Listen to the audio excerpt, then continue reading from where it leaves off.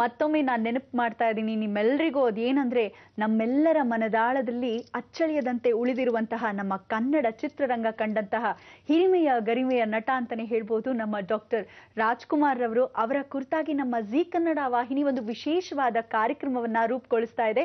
ಅದು ಇಂದಿನಿಂದ ಪ್ರಾರಂಭ ಆಗ್ತಾ ಇದೆ. ರಾತ್ರಿ 9 ಗಂಟೆಗೆ ಖಂಡಿತ ತಪ್ಪದೆ ನೋಡಿ ಅಂತ ಹೇಳ್ತಾ ಬನ್ನಿ ಗುರೂಜಿಯವರನ್ನ ಮಾತಾಡ್ಸೋಣ. ಗುರುಜಿ, ಕಾರ್ಯಕ್ರಮವನ್ನ ಮುಂದುವರಿಸೋಣ ನಿಮ್ಮ ಮಾತುಕತೆಯೊಂದಿಗೆ. ಖಂಡಿತ. ಗುರುವಾರ ಬಂತಮ್ಮ ಗುರುರಾಯರ ನೆಲೆಯಮ್ಮ. ಓಹೋ, ಇದೇನಪ್ಪ ಗುರುವಾರ ಅನ್ಕೊಂಡ್ರೆ? ನಾನು ಮೊದಲೇ ಹೇಳಿದ್ದೀನಿ, ಗುರುವಾರ ಸೋಮವಾರ ರಾಘವೇಂದ್ರ ಸ್ವಾಮಿಗಳನ್ನು ಸ್ಮರಣೆ ಮಾಡ್ಕೊಳ್ಳಿ ಅಂತ. ಈಗ ತಾನೇ ದಿವ್ಯ ಹೇಳ್ತಾ ಇದ್ಲು, ರಾಜ್ಯೋತ್ಸವ ಅನ್ನೋದಲ್ಲ, ಅದು ರಾಜ ಉತ್ಸವ ಅಂತ. ಅಂದರೆ ರಾಜ್ಯೋತ್ಸವ ಅಂದರೆ ರಾಜ್ಯದಲ್ಲಿ ನಾವುಗಳು ರಾಜ್ಯೋತ್ಸವ ಅಂದರೆ ಕನ್ನಡದ ಬಗ್ಗೆ ಅಭಿಮಾನ ಇರತಕ್ಕಂಥವ್ರು ಕನ್ನಡ ಉತ್ಸವವನ್ನು ರಾಜ್ಯೋತ್ಸವ, ಕನ್ನಡ ರಾಜ್ಯೋತ್ಸವ ಅಂತ ಹೇಳ್ತೀವಿ. ಆದರೆ ರಾಜ ಕುಟುಂಬದಲ್ಲಿ ಬೆಳೆದಿರತಕ್ಕಂಥ ಅಂಶ ಅಂದರೆ ಇಂಥ ಒಂದು ಬಡ ಕುಟುಂಬದಲ್ಲಿ ಬೆಳೆದು ರಾಜಾರೋಷವಾಗಿ ಬೆಳೆದಿರತಕ್ಕಂಥವ್ರು, ಮೆರೆದಿರತಕ್ಕಂಥವ್ರು ಡಾಕ್ಟರ್ ರಾಜ್ಕುಮಾರ್. ಇಲ್ಲಿ ರಾಜ್ಕುಮಾರು ಎಷ್ಟು ವಿಶೇಷ ಅಂದರೆ ಯಾವತ್ತೂ ರಾಜ್ಕುಮಾರನೇ. ಅಬ್ಬಬ್ಬ, ಏನು ರಾಜ ಕಣಯ್ಯ, ಏನು ಸೌಂದರ್ಯ, ಕಳೆ, ಆ ಮೂಗೊಂದೇ ಸಾಕು ಆ ಸೌಂದರ್ಯಕ್ಕೆ. ನಿಜವಾಗ್ಲೂ ಎಂಥ ಪಾತ್ರ ಮಾಡಿರ್ತಕ್ಕಂಥ ರಾಜ್ಕುಮಾರ್ಗೆ ಇವತ್ತಿನ ದಿವಸ ಪ್ರತಿಯೊಬ್ಬರು ಅವರು ಯಾವತ್ತಾದರೂ ಹುಟ್ಟದ ಹಬ್ಬದ ದಿವಸ ಅಥವಾ ಅವರು ಯಾವತ್ತಾದರೂ ಆತ್ಮ ಪರಿವರ್ತನೆ ಆದ ದಿವಸ ಅಂದರೆ ಏನು, ಅವರ ಆತ್ಮ ಪರಮಾತ್ಮನ ಪಾದ ಸೇರಿದ ದಿವಸ ಮಾತ್ರ ನೆನೆಸ್ಕೊಳ್ಳೋದು.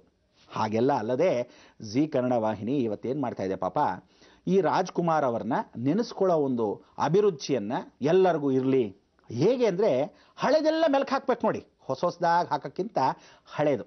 ಕೆಲವ್ರು ನೋಡೇ ಇರಲ್ಲ, ಯಾವಾಗಲೂ ಪಿಕ್ಚರ್ ಹಾಕ್ತಾ ಕೂತ್ಕೊಂಡ್ರೆ ಏನು ಚೆನ್ನಾಗಿರುತ್ತೆ. ಅಂದರೆ ಪಿಕ್ಚರ್ ಸಾಧಾರಣವಾಗಿ ಎಲ್ಲರೂ ನೋಡಿರ್ತಾರೆ, ಆದರೆ ಅಂತರಾಳದಲ್ಲಿ ಅವರು ಮಾತಾಡಿರೋದು ಅಥವಾ ಅವ್ರಿಗೆ ಇಷ್ಟವಾಗಿರತಕ್ಕಂಥ ವಿಚಾರ ಅಥವಾ ಅವರಲ್ಲಿ ಏನೇನು ನಡೆದಿದೆ, ಅವರಲ್ಲಿ ಹಾಸ್ಯ ಹೇಗಿತ್ತು, ಅವರು ನಿಜವಾಗ್ಲೂ ಕಾಲ ಹೇಗೆ ಕಳೀತಾ ಇದ್ರು, ಇಂಥದ್ದೆಲ್ಲ ಬಗ್ಗೆ ಮಾತಾಡಬೇಕಾದ್ರೆ ರಾಜ ಉತ್ಸವ, ರಾಜರ ಉತ್ಸವ ಅನ್ನೋನ ರಾಜೋತ್ಸವ ಅನ್ನೋ ಥರ ನಾವೊಂದು ಕಾರ್ಯಕ್ರಮವನ್ನು ಜೀ ಕನ್ನಡ ವಾಹಿನಿ ಮುಖಾಂತರ ಮಾಡ್ತಾ ಇದ್ದಾರೆ. ಭಾಳ ಸಂತೋಷ ಆಯಿತು ನನಗಂತೂ. ಯಾಕೆಂದರೆ ಇವತ್ತು ದಿವಂಗತರಾಗಿರ್ತಕ್ಕಂಥ ರಾಜ್ಕುಮಾರು ಇವತ್ತು ನಿಜವಾಗ್ಲೂ ಇನ್ನೂ ಇದ್ದಾರೆ ಅನ್ನೋದೇ ಮನಸ್ಸಲ್ಲಿ ಎಷ್ಟೋ ಜನಕ್ಕೆ. ಆದರೆ ದಿವಂಗತರಲ್ಲ ಅನ್ನೋಕ್ಕೆ ತೋರಿಸ್ಕೊಡೋಕ್ಕೆ ಈ ಒಂದು ಸಾಕ್ಷಿ ರೂಪವಾಗಿರ್ತಕ್ಕಂಥ ಈ ದೃಶ್ಯಗಳನ್ನು. ಅದರಿಂದ ಪ್ರತಿಯೊಬ್ಬ ಮನುಷ್ಯನಿಗೆ ರಾಘವೇಂದ್ರ ಸ್ವಾಮಿಯ ಸ್ಮರಣೆಯನ್ನು ಮಾಡಿಕೊಂಡು ಯಶಸ್ಸು ಕೀರ್ತಿಯ ಹಾದಿಯನ್ನು ಪರಿಪೂರ್ಣವಾಗಿ ಮಾಡಿಕೊಂಡಿದ್ದರಲ್ಲಿ ಡಾಕ್ಟರ್ ರಾಜ್ಕುಮಾರ್ ಒಬ್ಬರು.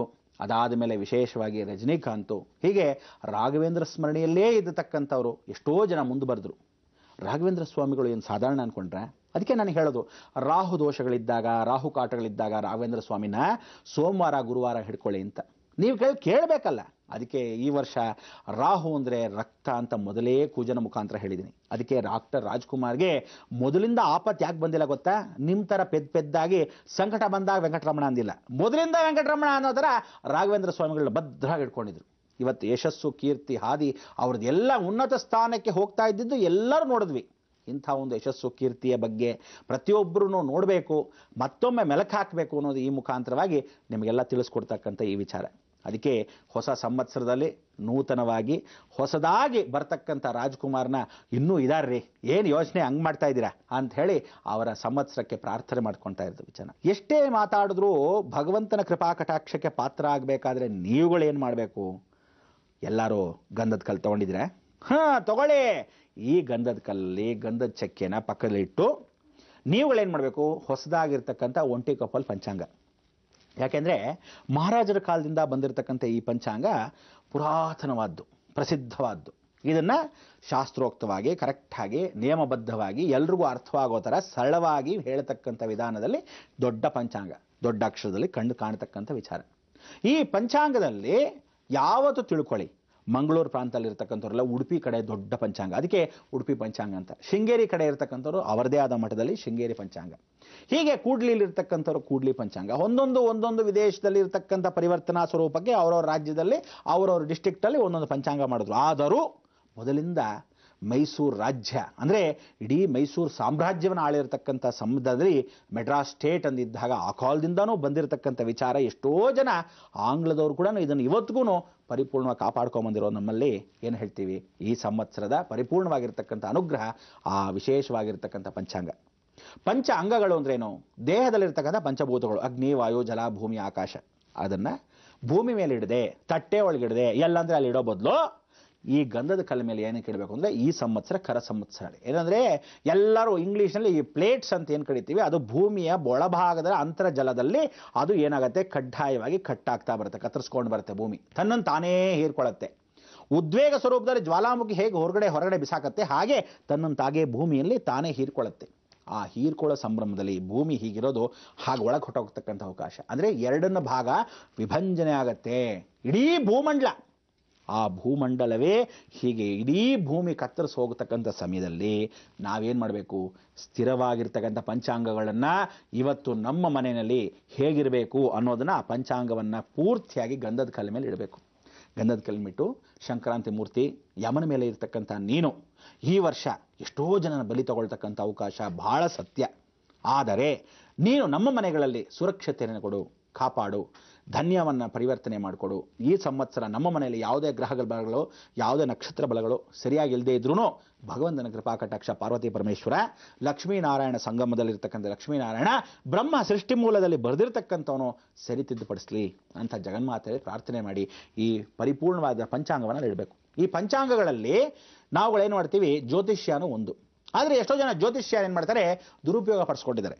ಈ ಜ್ಯೋತಿಷ್ಯವನ್ನು ದುರುಪಯೋಗ ಪಡಿಸ್ಕೊಂಡಿರೋದು ಏನಕ್ಕೆ ಅಂದರೆ, ನಾವು ಹೇಳ್ತೇವೆ ಬಿಡ್ರಿ ಜ್ಯೋತಿಷ್ಯ ಅಂತ ಹೇಳ್ಬಿಟ್ಟು ಸುಳ್ಳು ಹೋಮಗಳು ಮಾಡಿಸೋದು, ಏನೇನೋ ಮಾಡಿಸ್ಕೊಳ್ಳೋದು, ಎಷ್ಟೋ ದುಡ್ಡನ್ನು ಲೂಟ್ ಮಾಡೋದು, ಆ ರೀತಿ ಮಾಡಬಾರ್ದು. ಪರಿಹಾರ ಕೊಡೋಕ್ಕೆ ಬೇಕಾದರೆ ಉಪಕರಣಗಳನ್ನು ತಗೊಳ್ಳಿ, ವಿಶೇಷವಾಗಿ ಕೋಟ್ಯಾಧೀಶ್ವರನ ಹತ್ರ ಬೇಕಾದ್ರೆ ದುಡ್ಡು ತಗೊಳ್ಳಿ. ಬಡವನಿಗೂ ಹೋಗ್ಬಿಟ್ಟು ನೀವು ಇಷ್ಟಿಷ್ಟು ದುಡ್ಡು ದೋಚಿದ್ರೆ ಎಷ್ಟು ಕಷ್ಟ. ನೀವುಗಳು ಏನು ಮಾಡಬೇಕು ಅಂದರೆ, ಯಾವನಾದರೂ ದುಡ್ಡಿರೋನ ಹತ್ರ ದುಡ್ಡು ದೋಚ್ಕೊಂಡು ಬಡವನಿಗೆ ಸಹಾಯ ಮಾಡಬೇಕು, ದಾರಿಯನ್ನು ತೋರಿಸ್ಕೊಡ್ಬೇಕು. ಅದನ್ನು ಮಾಡಲ್ವಲ್ಲ, ಸ್ವಾರ್ಥ ಸ್ವಾರ್ಥ ಸ್ವಾರ್ಥ.